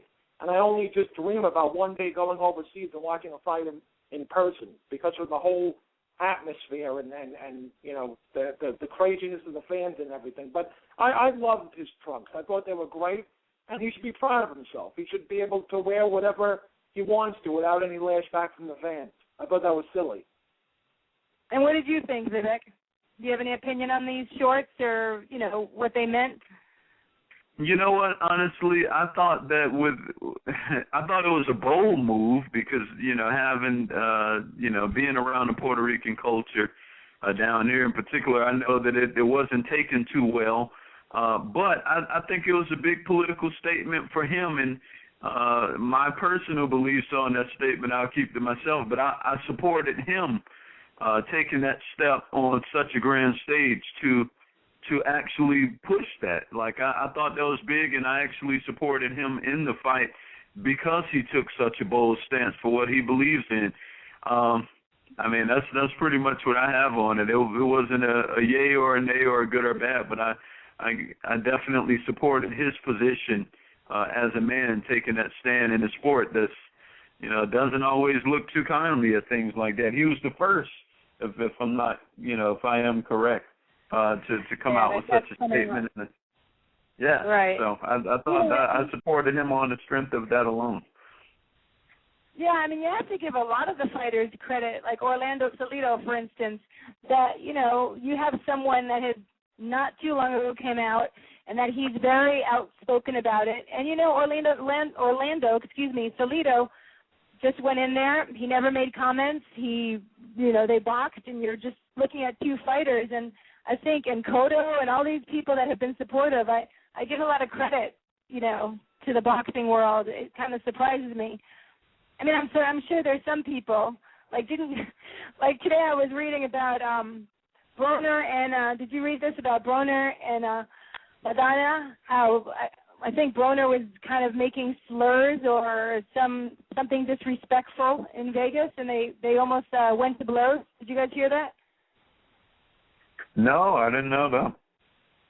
Yeah, I was reading about that. It was very interesting, and Madonna just said that, Broner says he couldn't understand what Madonna was saying. Of course, he speaks Spanish, and Madonna said that Broner, because he just walked over to talk to one of the, I think one of the promoters, and and then Broner just, being Broner, I think, said something. Broner has to start something so that they have people go and watch his fights, I think. I mean, if you don't have Jessica, what do you have? So I think this is his next little move to try and get publicity for himself. So anyways, that should be, we'll talk about those fights in a little while.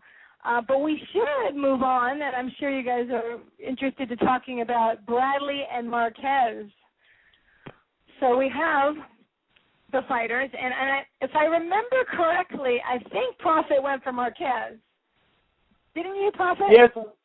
Unfortunately, my pick was Juan Manuel Marquez, but it come from behind 10th round TKO. Oh, wow. Well, that didn't really happen. As we know, there was a split decision in the 12th round. Timothy Bradley is the victor. He won. Let's see what the judges said. The judges, we had Robert Hoyle, 115-113. Patricia Morris-Jarman, 116-112, and Glenn Feldman, 113-115. Papa, did you agree about being a split decision? What did you think? I thought Timothy Bradley won the fight relatively easy, 116-112. I thought throughout the fight he used his right hand, his tremendous speed advantage, and his terrific in-and-out movement to keep Marquez off balance. You know, there were occasions where Marquez landed heavy shots, but Bradley refused to trade. He used his lateral movement and his head. You know, and there was also a lot of swing rounds, which could have gone either way. And on this show, I've gone out of my way to criticize the judges in recent weeks. On this particular night, I thought the judges did a great job because to me, you know, a 7-5 either way is acceptable, and 116-112 for Bradley is a totally acceptable score. That's the way I scored it. And in the 10th round, I was ready to, you know, text you even though you were at a boxing show because it seemed that Marquez hurt Bradley early in the 10th round. And I'm like, oh, my God, I'm going to get 2 picks in the exact round in the same night. And then later on in that round, well, it was definitely the best round of the fight, Bradley hurt Marquez at the end of the 10th round. And Marquez looked a little bit gassed.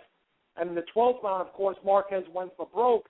And it was actually Bradley landing a counter hook at the bell, almost knocking down Juan Manuel Marquez. And I think Marquez just got too confident in his punching power. Let's not forget, with the exception of the knockdown in the 3rd round, he was being completely out-hustled by Pacquiao and maybe was on his way to losing a decision if he didn't land that right hand heard around the world. And he got too complacent with that knockout victory over Pacquiao. He was chasing down Timothy Bradley. Instead of cutting off the ring, he was just following Bradley around the ring. Instead of throwing combinations, he was throwing one power shot at a time, trying to knock out Bradley. And there were a couple of heated moments. There were a couple of nice, violent exchanges. I don't want the fans who didn't see the fight to think that Timothy Bradley showed no heart and he just ran. There were a couple of fierce exchanges, but for the most part, it was what I like to call a smart type of chess match type of fight. And Bradley, to me, especially after this win, you know, say what you want about the Pacquiao loss. You know, he went into that fight against Provodnikov trying to tell all of his detractors that I could fight like a man and stand in front of you and trade with you. And a lot of people gained respect for Bradley, and I hope he's saying people that respect Bradley after the war against Provodnikov don't say that the fight against Marquez was boring. You know, truth be told, I think right up there along with Rigondeaux and maybe even Bernard Hopkins, to me, Timothy Bradley Jr. right now is probably one of the more underappreciated fighters and underrated fighters around right now. And, you know, with Pacquiao, remains to be seen what he does against Rios, and Vladimir Klitschko's uninspired performance last weekend or two weekends ago, and Sergio Martinez's struggle with injuries.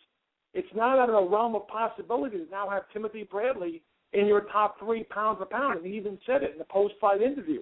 After Mayweather and Ward, it's Timothy Bradley at number 3. And quite frankly, I'm beginning to believe that that's true. I believe in Timothy Bradley.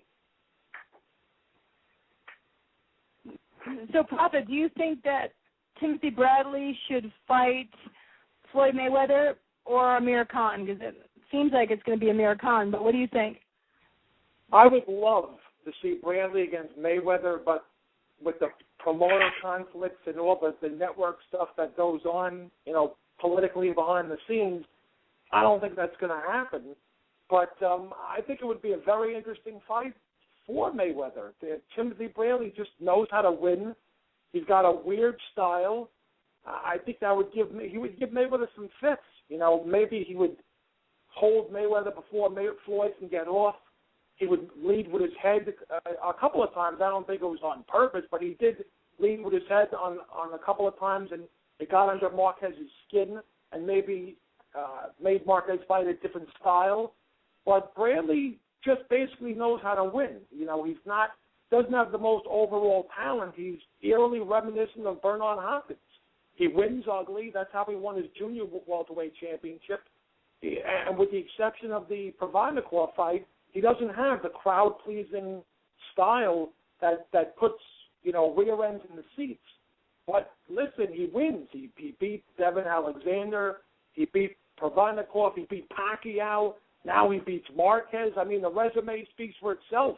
When, if ever, are you not going to respect the talents of Timothy Bradley? It's time that we realize that, if he's not number 3 on your pound-for-pound list, he's definitely, after this victory, which, once again, I had at 116-112, and I'm going to watch it again this Saturday night. They're replaying it on HBO along with the Alvarado Provodnikov fight, because there were a lot of rounds that could have gone either way.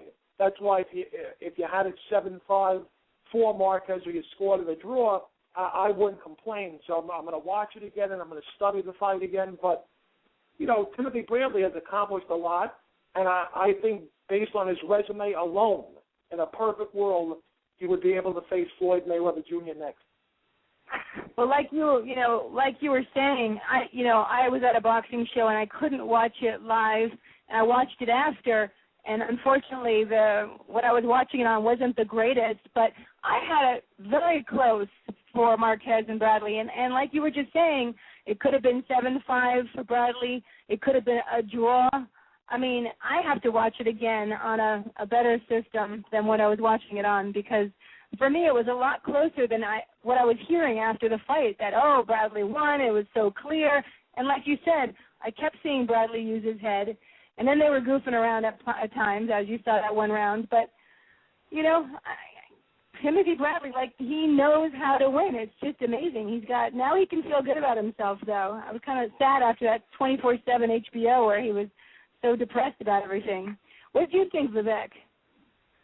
Well, going into the fight, I had Marquez winning, but I went that direction because I didn't think Bradley would be able to discipline himself enough over 12 rounds to avoid getting caught in a firefight. Now, to his credit, he did show that evolution, and I think that's why he was able to end up getting a nod. I personally scored the fight 7-5 Bradley, but there were, like everyone has already stated, there were several rounds in that fight where you really could have gone either way.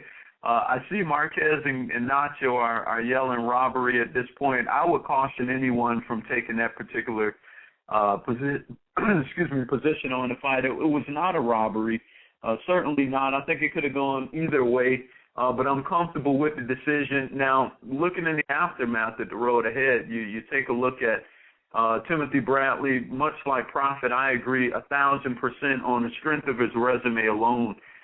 He has earned the shot at Floyd Mayweather. The good thing there is that he only has one fight left under Top Rank. So he has that fight left, which I'm assuming will be a mega fight against the winner of Rios Pacquiao.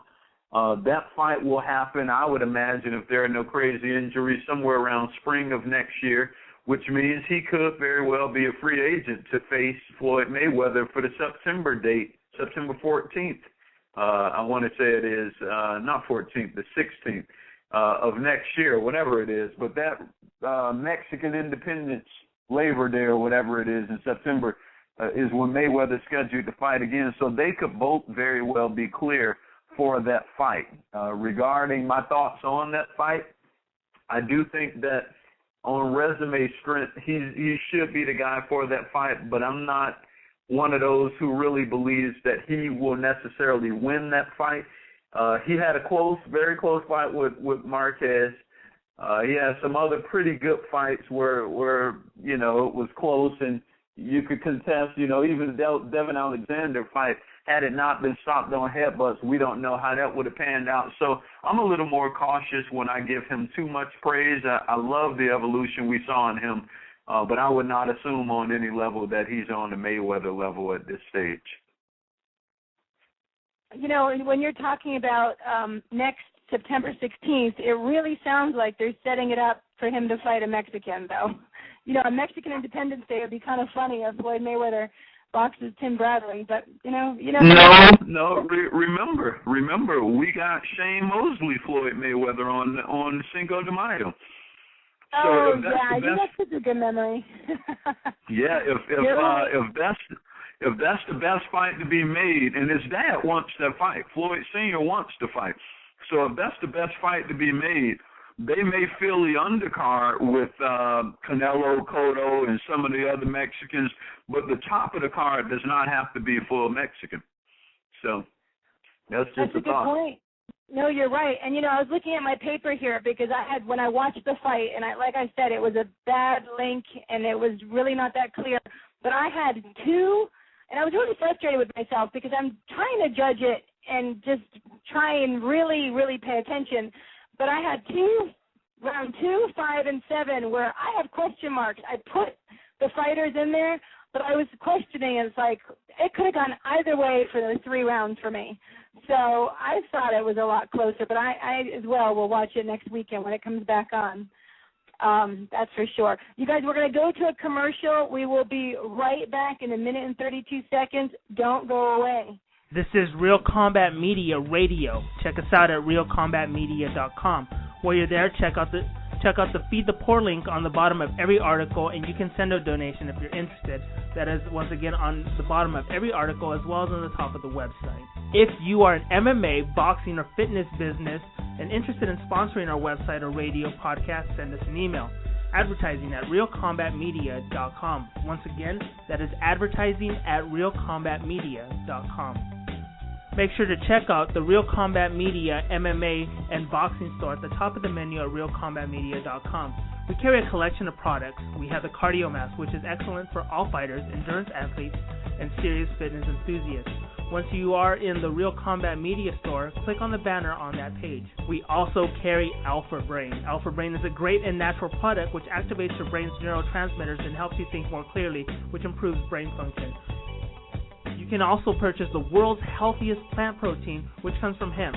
There are many other products online on the online store, and click on the On It banner at the Real Combat Media store, and you can purchase Alpha Brain and other health products. Use the discount code Real Combat Media, and you will receive 10% off at the checkout store on the On It. That is ONNIT on the banner at Real Combat Media store.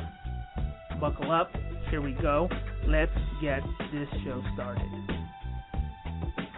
Welcome back to Real Combat Media Boxing Radio. This is episode 31. I am still your host, Christy Rosario, along with my co-host, Richard Solomon, the boxing prophet, and our media guest, Vivek Wallace.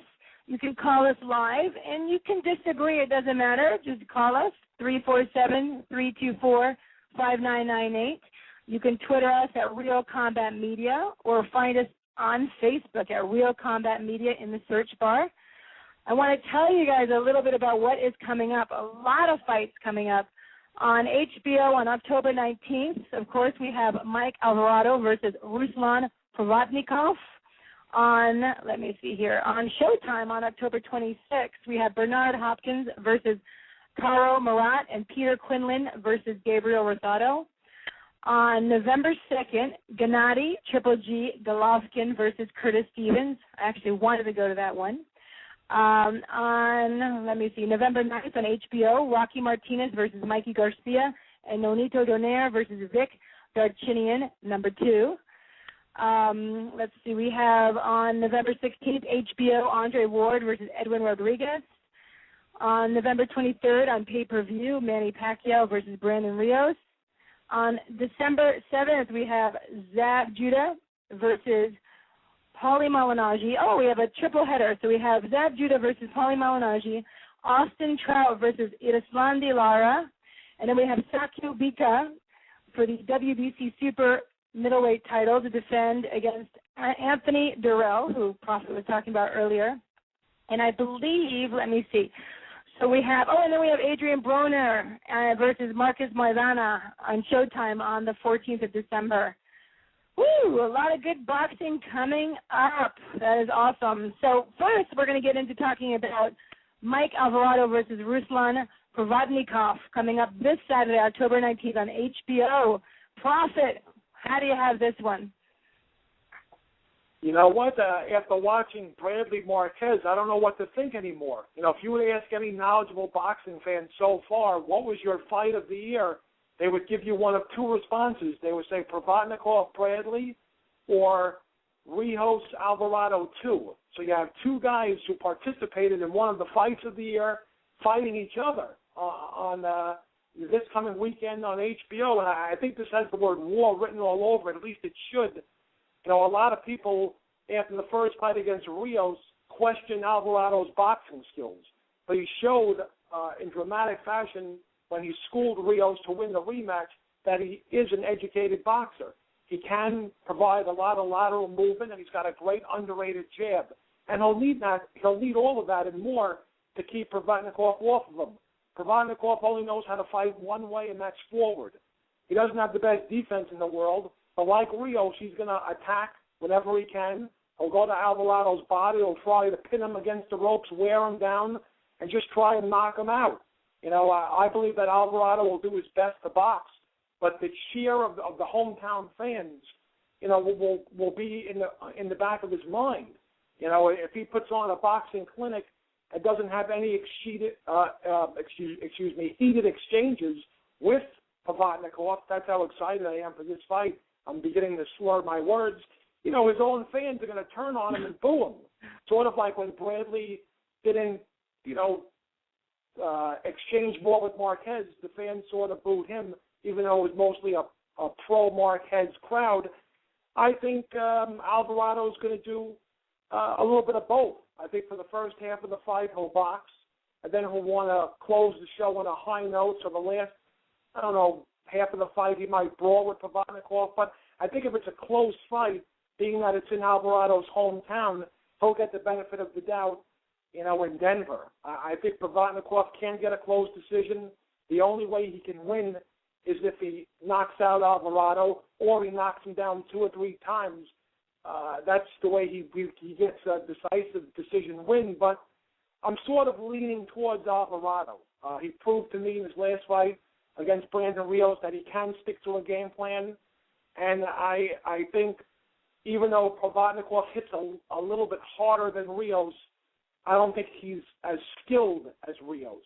So I just think, and like I said at the beginning of the show when I interviewed Alvarado, this is his 5th, or it's perceived to be his 5th war in a row.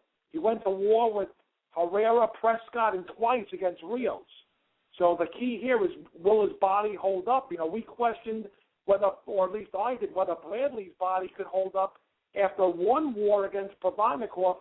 You know, Alvarado's coming off of 4 consecutive wars. So if his body holds up and he sticks to his game plan, I like Alvarado by a close, unanimous decision, maybe 7 rounds to 5 or 8 rounds to 4.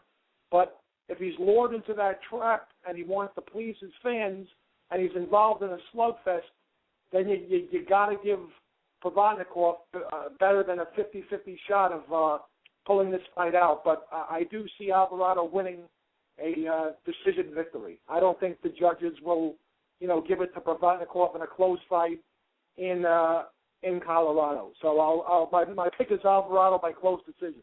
But I'm looking forward to the fight. I think it'll be a war. Close fight, Alvarado. Okay, we got to put that in the books. All right, Vivek, what do you think? Yeah, I would definitely co-sign that. I think the key, and Bradley demonstrated this well last week, I think that's the way we all probably need to look into these fights going forward, is just taking it from the standpoint of which fighter, when they're close contested bouts like this, which fighter do you most expect to come in with the deepest level of evolution to their game that night? And I see a lot more room for growth and evolution in Alvarado than I do in Provodnikov. Provodnikov, you know, and this is not a knock on him. He's exciting, but he's a classic rock'em sock'em robot. He's going to come forward. He's going to land. He's going to take. He's going to land. He's going to take. Alvarado can take, he can land, slip. So it's a different sequence. If he stays disciplined, he wins this fight. I think he will probably, if he's smart, he'll win it on a safe margin, probably as many as 3 to 4 points. I don't think it'll be as close because now that he's tested himself against someone like Rios in the trenches with being able to use that discipline, I think that this fight will just reinforce what he's already learned on the job, so to speak. So I like his chances. If he fights a smart fight, I see him winning by at least 3-4 rounds. If he does get coaxed into a firefight and doesn't revert back to those mental techniques and discipline that he just spoke to us about, then I think he finds himself in trouble with the guy who actually could hurt him. So hopefully he plays it smart. I got Alvarado by at least by 3 points in this fight, though.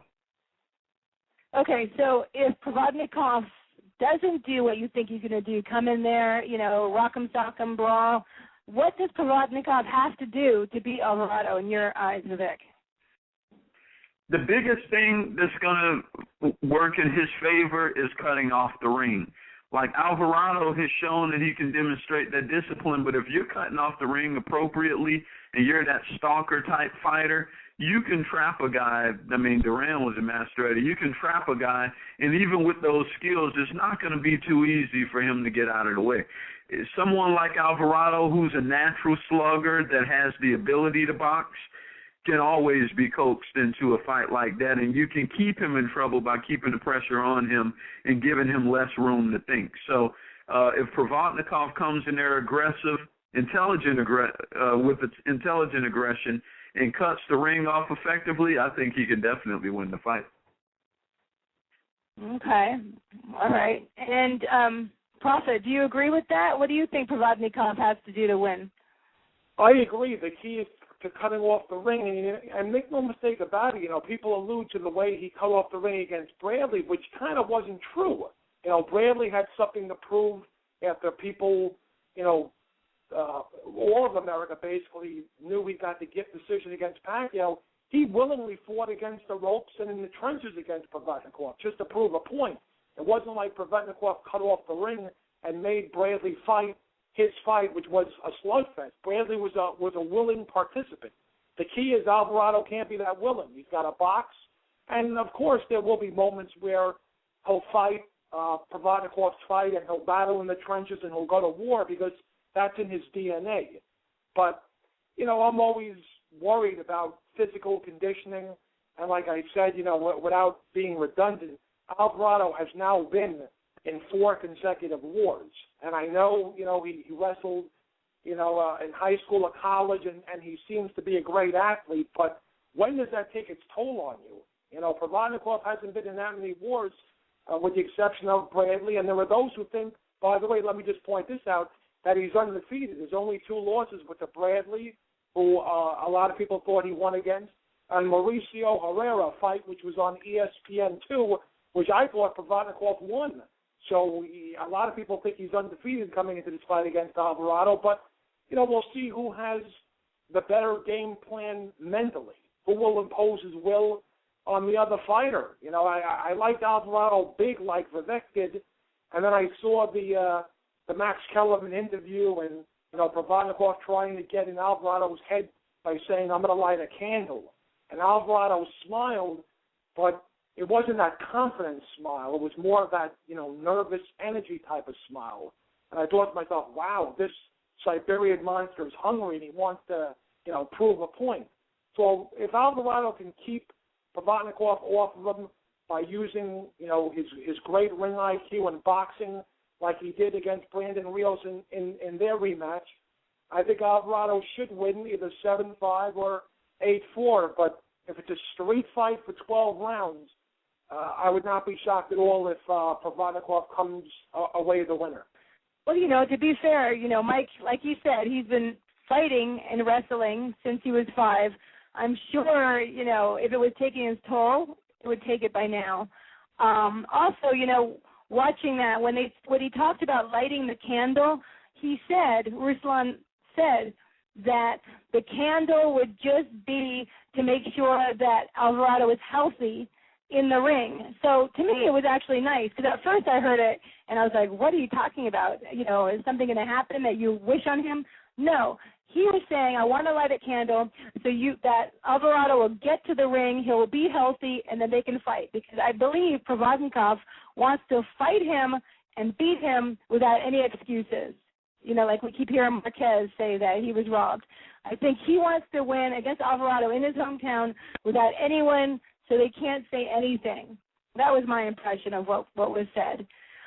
So why don't we move on if we've talked enough about Alvarado and Provodnikov. I'm looking forward to that fight. I think it'll be exciting. But what we have coming up is exciting. I mean, we have so many great fights. I'm not quite sure where to start. I mean, hearing today that we're going to have Zab Judah, Paulie Malignaggi, Austin Trout, Ruslan Lara, and Sakia Bika all in the same card. What do you think of that, Prophet? Does that sound like a great card? Yeah, and I was looking on your Facebook page, actually, because I thought of one of your friends. Her name eludes me at this point. She went on your Facebook page, and she's like, all of Brooklyn wants to see Malignaggi against Zab Judah. And this was a couple of months ago, and I felt like giving her a big thumbs up on your Facebook page. Maybe we could do some research together later after the show, but what you're getting, and I'll be at this. You know who it is, Prophet? It's Davina Perez. I think she's one of his publicists, Zab Judah, and that's why she was saying that. I got you. But this is a fight that I won't miss. I'm going to do my best to go to the Barclays Center to watch it. It's basically, you know, two fighters from Brooklyn who have never even sparred together, which is crazy. And they're both career underachievers as far as I'm concerned. Every time they step up to a really meaningful fight, you know, they underachieved. You know, Zab Judah performed very, very well against Floyd Mayweather, won the first 3 rounds, and then sort of folded under pressure the way he did his last fight against Danny Garcia. You know, gave a good account of himself, but couldn't come up with the big W. And it's the same with Paulie Malignaggi. He fought admirably well against Adrian Broner, but at the end of the day still lost, showed tremendous heart and resolve against Miguel Cotto, but at the end of the day lost a hard-fought decision. So it's kind of a battle for Brooklyn. It's, you know, who's had the better career. And to me, it's like a 50-50 fight. I don't know what to think. I think, you know, Zab Judah has a slight edge in hand speed, whereas ring IQ, I give a slight edge to Paulie Malignaggi. I think Malignaggi is the more intelligent fighter, where Zab Judah is the more athletic fighter. So I know, in a perfect world, and I don't mean to sound, you know, harsh or anything, but because both men have had such wild careers, this fight to me, and this is, I don't know if it's a bold early pick, and of course all of our picks on this show are subject to change, but I'm going to be bold and say my early pick for this fight's a draw. Because I just said both men are like carbon copies of each other, and I just think it's so close. I just think at the end of the day, how ironic would it be if the two guys finally met for the Battle of Brooklyn at the Barclays Center in their own backyard, and the verdict came down as a draw. To me, it's just written. Draw. This is a fight that has draw all over it. All right. Vivek, you have that passion for this fight? Well, I don't know what to say about this one, to tell you the truth. I think it's a great fight for Brooklyn. A great fight for the whole Northeast. These are two guys who've been watched for many years, many ups, many downs, many highs, many lows. As far as who I think actually wins that fight, Zab Judah, I've always called the cat with proverbial cat with 9 lives. He's been down to Friday night fights. He's been up to the top of the pinnacle of the sport. He's one of those guys who does really well when his back's against the wall. He always finds a way to live to die another day. So I'm leaning towards him in that fight. But I tell you what, he'll have to be on his game. Paulie, I think at this stage is clearly the type of fighter who can get it done against him. You know, I think Paulie's incredibly smart in the ring. I think his only real knock is that he doesn't have power, but he's deceptive power. He lands flush enough if he lands often enough. So I think it'll be a good fight. I think Judah will find a way to win it, but if I had to put money, I don't know if I should put it this way. Judah I see winning, but if I had to put money, I would probably put it on Paulie. I know that's a double-headed prediction, but yeah, I just think Judah will get it done somehow, some way, because he knows that the meal train stops. But if I had to put money, I would put it on Paulie. I'm more confident with a Paulie pick. Okay, so we have a Paulie pick. All right. And what about Austin Trout versus Ruslan Lara? Vivek, what do you think of that one? I like Trout in that fight. Lara is another one of those guys who does only enough to keep the fight close. He never does enough to actually win the marquee fights. I thought the Paul Williams fight, everyone thought that Williams got robbed. I didn't think so. I thought Williams was the house fighter, and he did what he had to do. Lara didn't do enough to take it from the house fighter. I think we have the same thing here. Golden Boy, both of these guys are with Golden Boy, but I think Trout has the bigger upside. He'll enter the ring as the house fighter. If Lara coasts his way through another performance without putting his foot on the gas, he will not win again. Okay, what about you, Prophet? Yeah, I thought Lara clearly beat Paul Williams. Williams threw more punches, but Lara's punches had more snap on it. But Vivek made a good point. Williams was the house fighter, and Lara's coming off that war against Alfredo Angulo, which I would think would take its toll on Lara. I don't know. It's a very, to me, it's another 50-50 fight. I'm sort of leaning towards Lara in an upset. I think if he can, but mentally, Austin Trout is great mentally. So I just think it could be a passing of the torch, so to speak, with Lara actually outboxing Austin Trout. But Vivek made a good point. Can he fight 3 minutes of every round, and can he stick to his game plan and avoid a letdown? I kind of like Lara in a little bit of an upset by split decision, but that's a fight where I might, change my pick as the days dwindle closer to the fight. Okay, here we go. And Sakio Bika and Anthony Durrell. Prophet, what do you think of this matchup for the WBC super middleweight title? On paper, Durrell's the favorite. He's undefeated, but let me tell you something. To me, Sakio Bika is the most underrated super middleweight out there. I believe to this day he gave Andre Ward his toughest fight as a pro. Very, very underrated. If you don't bring your A game, Sakio Bika is going to beat you. Durrell's very talented. If it goes the distance, because Durrell is the house fighter, he will win a very, very unpopular split decision and, become the new champion of the world.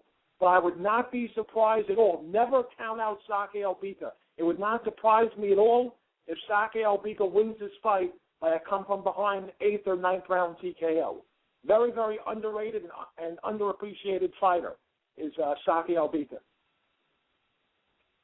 All right, and you guys are good breaking these down for everybody. All right, we're going to go to December 14th, where hopefully we will have the fight of Adrian Broner versus Marcos Maidana on Showtime. What do you think, Prophet? It's a great fight. I just can't help. I don't know if you saw it on Showtime. A few months back, they interviewed Broner, and he kept on calling Marcos Madonna like the singer, and the announcers had a field day with that.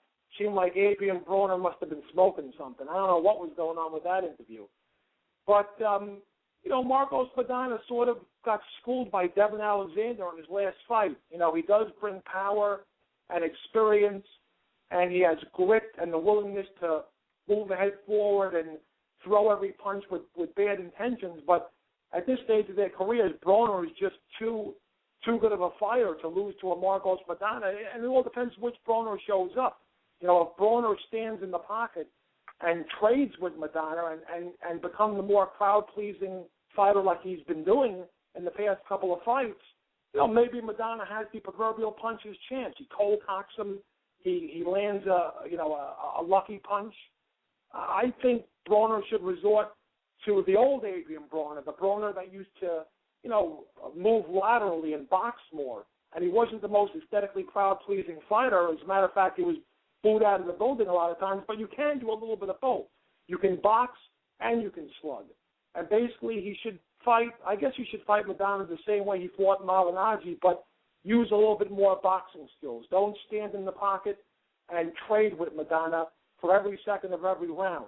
You know, boxing is not a crime anymore. I know he's trying to, you know, build up his pay-per-view, but, you know, boxing is what brought him to this dance, and I think he should stay that way and box.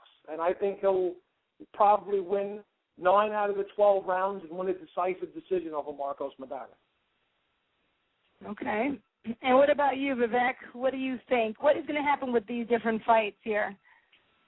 Well, just looking at the Broner-Maidana, I think Broner is far too skilled. Not to say Maidana can't add a few wrinkles and make it more competitive, but I just think over 12 rounds, very difficult to beat a guy like Broner. For someone like Maidana, who's not as skilled, they rely more on power, and gets pretty frustrated when they can't land that power and the opponent's able to land on them. I think Broner, you know, a lot of people criticize his performance against Malignaggi, but I had to remind them, when you look at the statistics and you break them down, his career averages were higher. Paulie Malignaggi, as the very seasoned fighter, career averages, as opposed to what happened in that fight, were substantially lower. So he actually nullified the better fighter by changing the game plan and fighting a more vanilla fight. I think if he stood in Bangmore, he could have gotten he could have hurt Paulie, but everyone wanted him to knock Paulie out. Paulie's never really been knocked out like that. Cotto took a full 12 rounds to stop him. Malignaggi is a very, very durable guy. So I think the expectation level for Broner in that fight was something that it should not have been. But I think he'll definitely do what he has to do to get the job done over Maidana. But on that note, guys, I just realized what time it is. I'm going to have to run, unfortunately. Oh, do you have your show next? Yeah, in a good 5 minutes. So. 5 minutes. So tell everyone quickly what's going on so they can come on and listen to you. Well, just ladies and gents, definitely check us out on Left Hook Lounge Radio. Don't have an actual link address, but Google Left Hook Lounge Radio. I promise you'll find it. But we'll be on there. It's old school vintage boxing sports talk where the fighters fight and the fans talk. So a little variation from what we do here, but it's the best of both worlds, because you guys here, we get to actually talk to the fighters. On my side, we talk about the fighters to the fans. So definitely jump in whenever you can, and feel free to check us out. The call-in line is 949-943-1665. And on that note, I want to say thank you guys again for having me. Thank you, Vivek. Great to have you. I love your expression, cheeks in the seats. I'm going to have to use that, but great to have you on today. Thank you. Hopefully thank we'll you. see you next week. All right. Absolutely. Have a good show. You too. Thank you. Bye. Take care, Prophet. Bye-bye, guys. Take care. So, Prophet, it's you and I now. Here we go. So, let me see. Oh, I did want to mention that I was trying to read about Maidana, and Maidana is very upset with Broner. He said, F Broner. So something happened where he felt disrespected from Adrian Broner at the fights.